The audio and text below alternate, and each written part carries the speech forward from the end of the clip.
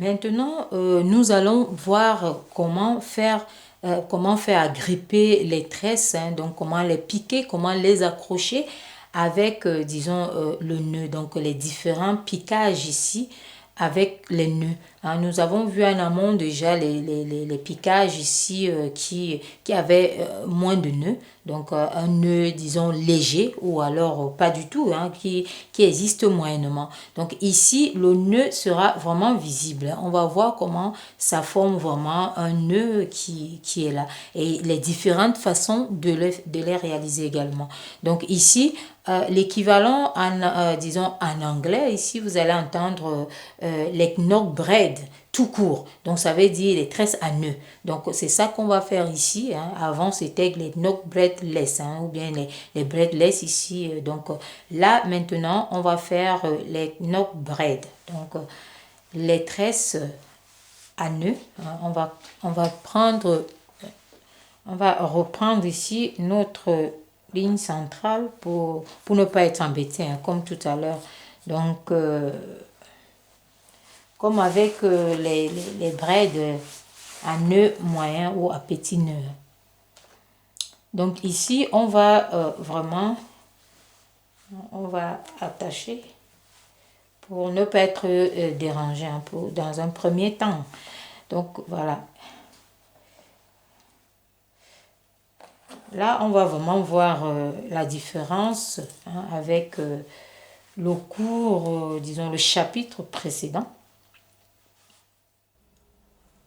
Je fais juste cette parenthèse pour vous rappeler que si vous aimez mes cours, vous abonner est plus que judicieux. Donc, abonnez-vous, likez, partagez et surtout, n'oubliez pas d'activer la petite cloche de notification, celle-là même qui pourra vous alerter à chaque fois que je mettrai un nouveau cours en ligne.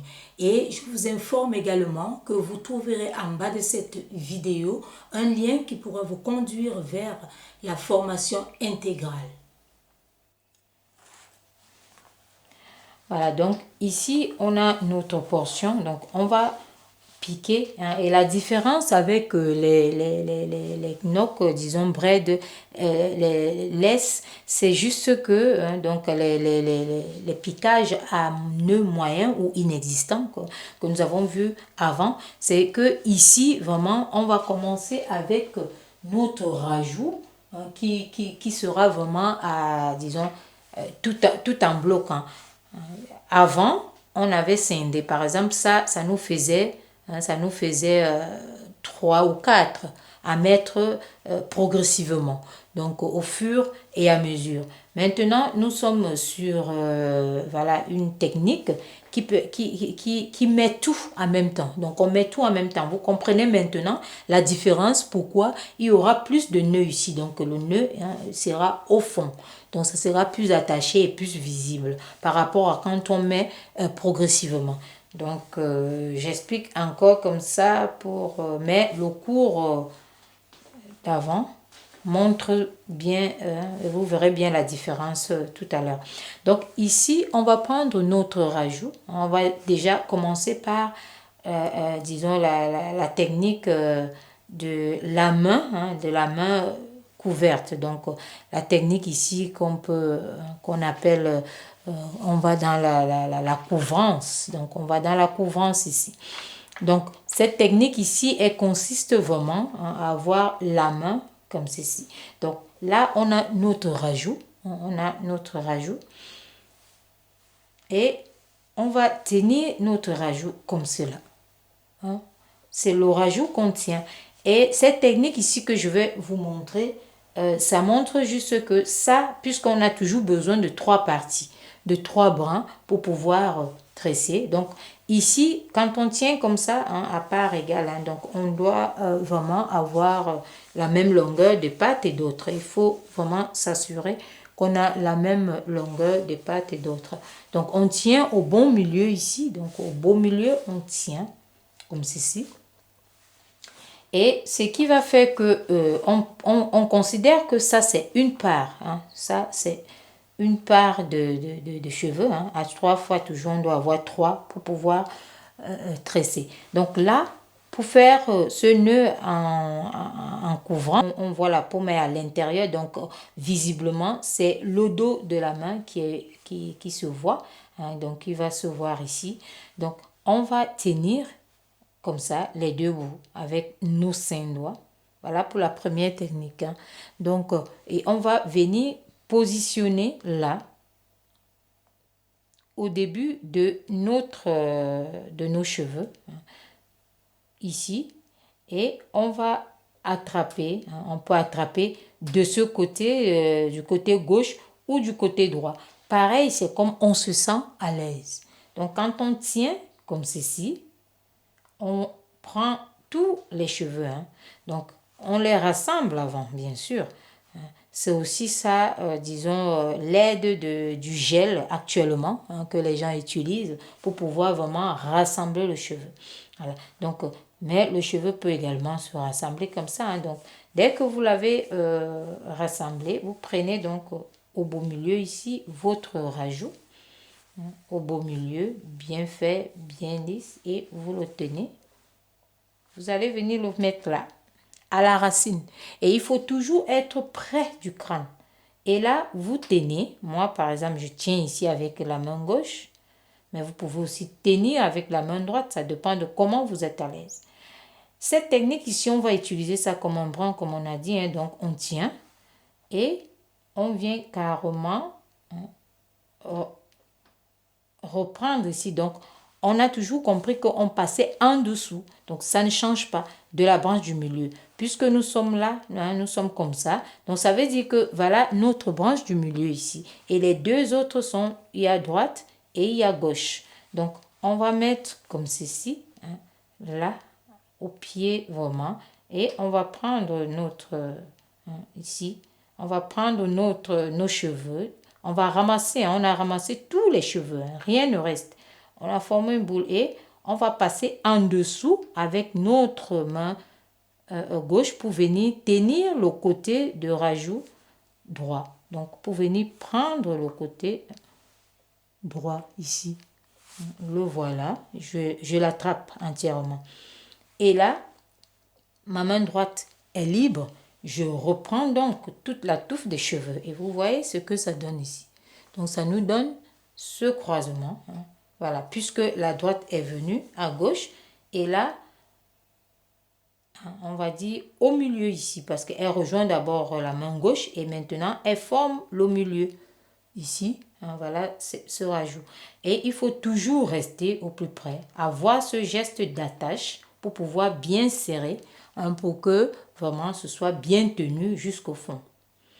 Et là, hein, on fait ça pour bloquer, hein, on bloque avec notre main et on revient prendre justement toujours passer en dessous ici de la mèche du milieu. Et on reprend à droite et on vient passer en dessous de la mèche du milieu. À chaque fois, on répète ça en tirant fort dessus, hein, pour attacher. On répète, on passe toujours en dessous. Hein. Toujours, hein, c'est en dessous. Et là, on continue donc à faire notre tresse tout calmement. Et ici, nous avons utilisé la branche de la mèche du cheveu. On a utilisé ça comme une branche entière. Donc, on a eu des rajouts rien que des deux côtés. Et vous voyez, c'est ça. Donc, on continue, hein, on va continuer de tresser. Et à un moment donné, on va rajouter on va prendre des autres bouts et on va rajouter. Donc ça, on rajoute et on continue. On fait notre tresse jusqu'au bout. À chaque fois qu'il manque un bout, on va rajouter pour continuer notre tresse. Donc ça, ne tenez pas encore compte disons, du tissage ici, hein, ou du tressage, parce qu'il y a un chapitre rien que pour le tressage. Donc, on verra ça. Donc, c'était juste pour vous montrer, justement, nous sommes encore au niveau des accroches. Vous voyez, ce nœud ici, c'est comme un nœud de cravate. Donc, il y a aussi les nœuds de cravate qui sont vraiment des nœuds plus fins. Donc, c'est ce que nous avons vu avant. Donc voilà, première attache. Donc on va reprendre la deuxième façon ici de faire. On va reprendre la deuxième façon ici. La deuxième ici, on va tracer.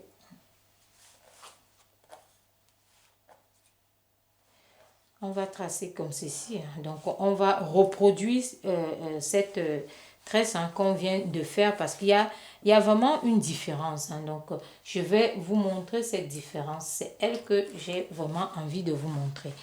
Comment les faire. Donc ici, on a notre portion, celle qu'on va tresser. On a une autre portion ici. Donc, je vais faire avec le même rajout. La couleur jaune, je vais dire. Donc, là, je reprends mon tas et je viens maintenant, tout est rassemblé parce qu'il faut faire un bloc. Je tiens au beau milieu, comme on a montré, et je positionne pareil, comme tout à l'heure, je positionne ici, pareil, et je tiens mon rajout, je passe en dessous ici, et je reviens, je passe en dessous de la mèche du milieu, et je reviens encore en dessous ici, mais sauf que avant d'aller loin, comme nous avons fait là-bas, avant d'aller loin, je vais diviser. Donc, je vais diviser ce rajout. Donc, je prends un bout ici que je donne à notre branche de cheveux naturels. Et je continue un tout petit peu. Vous voyez la branche que j'ai donnée, elle est là. Et je prends maintenant le cheveu naturel, je donne à l'autre branche. Donc, je prends une partie de cheveux que j'ai donné à l'autre branche ici. Vous voyez, voilà la branche de cheveux artificiels de rajout. Elle a déjà son brin de cheveux naturels. Je continue ma tresse et je reprends le cheveu ici. Donc, les trois parts qu'on scindait avant, on les scinde maintenant ici. Et je continue. J'ai donné et je continue. Je vais vous dire pourquoi.